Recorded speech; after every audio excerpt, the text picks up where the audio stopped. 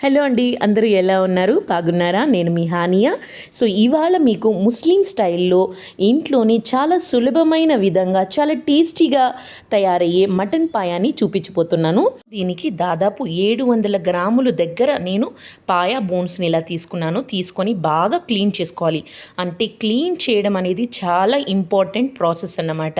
లేదంటే mutton పాయాలు smell వచ్చేస్తుంది. ఒకవేళ మటన్ పాయాని మీరు ఎలా క్లీన్ చేయాలని మీరు సపరేట్గా వీడియో అడిగితే తప్పకుండా నేను దాన్ని కూడా మీ ముందు తీసుకొస్తాను. ఇలా క్లీన్ చేసుకున్న మటన్ పాయాన్ని ఒక కుక్కర్లో వేసుకోండి. ఇప్పుడు దానికి తగినంతగా మీరు ఉప్పు కారం అనేది మీకు తగ్గట్టుగా మీరు వేసుకోవాలి.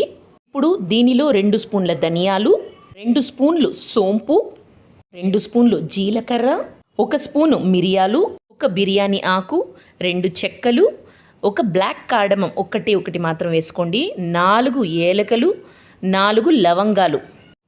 ఈ మసాలాలన్నీ వేసిన తర్వాత ఇప్పుడు దీంట్లో 1 స్పూను అల్లం వెల్లుల్లి పేస్ట్ కూడా వేసుకొని ఇప్పుడు ఒక చిన్న ఉల్లిపాయలను తీసుకొని 4 ముక్కలుగా కట్ చేసుకొని దానితో పాటు 2 పచ్చిమిరపకాయలని కూడా వేసుకోండి.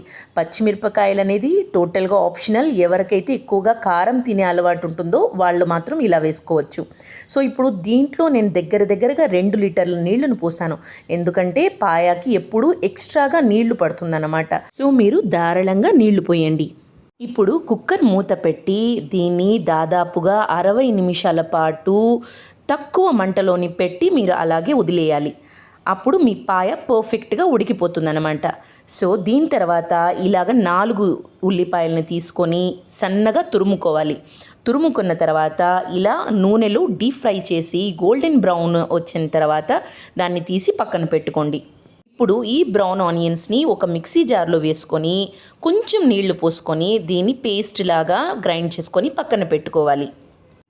చూసారు కదండి, మటన్ పాయ కూడా బాగా ఉడికిపోయింది. నేను 60 నిమిషాలు సన్న మంటలోనే పెట్టి ఉడకపెట్టాను అనమాట. సో 60 నిమిషాలకి పర్ఫెక్ట్గా ఇలా ఉడికిపోయింది, సాఫ్ట్గా ఉంది. సో ఇప్పుడు మీరు ఈ సూప్ ఏదైతే ఉందో మొత్తాన్ని ఒక బౌల్లోకి వడకట్టి పక్కన పెట్టుకోండి. చూసారా, ఇలా మటన్ పాయా బోన్స్ని తనీగా సూపుని తనీగా ఇలా తీసుకొని పక్కన పెట్టుకోండి. సో ఇప్పుడు ఒక ప్యాన్లో నూనె పోసుకొని కొంచెంగా నూనె పోసుకోండి. ఎక్కువ పోయాల్సిన అవసరం లేదు, ఎందుకంటే మటన్ పాయాలో దాంట్లోని చాలా వరకు ఫ్యాట్ ఉంటుంది. ఆ నూనె అంతా కూడా బయట కక్కుతుంది అన్నమాట. సో కొంచెంగా వేసుకుంటే చాలు. ఇప్పుడు దీంట్లో 1 బిర్యానీ ఆకు, 1 చెక్క, 2 ఏలకలు, 2 లవంగాల్ని వేసి ఇప్పుడు దీంట్లో మనం ఆల్రెడీ గ్రైండ్ చేసి పెట్టుకున్న ఆనియన్ పేస్ట్ ఉంది కదండి, దాన్ని కూడా వేసి జస్ట్ 2 సెకండ్లకు మాత్రం మిక్స్ చేసుకొని ఇప్పుడు దీంట్లో అల్లం వెల్లుల్లి పేస్ట్ 1 స్పూను, 1 గుప్పెడు పుదీనాని కూడా వేసుకొని దాన్ని పచ్చి వాసన పోయేంత వరకు మీరు బాగా వేపుకోవాలి. సో ఇక్కడ గమనించాల్సిన విషయం ఏంటంటే అల్లం వెల్లుల్లి పేస్ట్ అయినా మసాలాలైనా పచ్చి వాసన పోయేంత వరకు బాగా వేపుకోవాలి. లేదంటే కూర అంతా పాడైపోతుందండి, అసలు టేస్ట్ బాగుండదన్నమాట. సో ఈ పాయింట్ని మాత్రం గుర్తుపెట్టుకోండి. సో ఇప్పుడు మనము 1 కప్పు పెరుగు, అంటే చాలా తీయగా ఉన్న పెరుగు కాకుండా కొంచెం పులుపుగా ఉండే పెరుగుని వేసి దాన్ని కూడా బాగా కలుపుకోవాలి ఈ విధంగా. ఇప్పుడు 1/2 స్పూను పసుపు పొడి, 1 స్పూను ధనియాల పొడి, 1.5 స్పూను కారం, 1 స్పూను మిరియాల పొడి, తగినంత ఉప్పు, కొంచెం గరం మసాలా 1/4 స్పూను గరం మసాలా వేసుకొని దీంట్లో తరిగిన పచ్చిమిరపకాయలు, తరిగిన కొత్తిమీరను కూడా వేసుకొని ఒక 2 నిమిషాల పాటు బాగా వేపుకోవాలి. అంటే నూనె బయట కక్కేంత వరకు బాగా వేపుకోండి.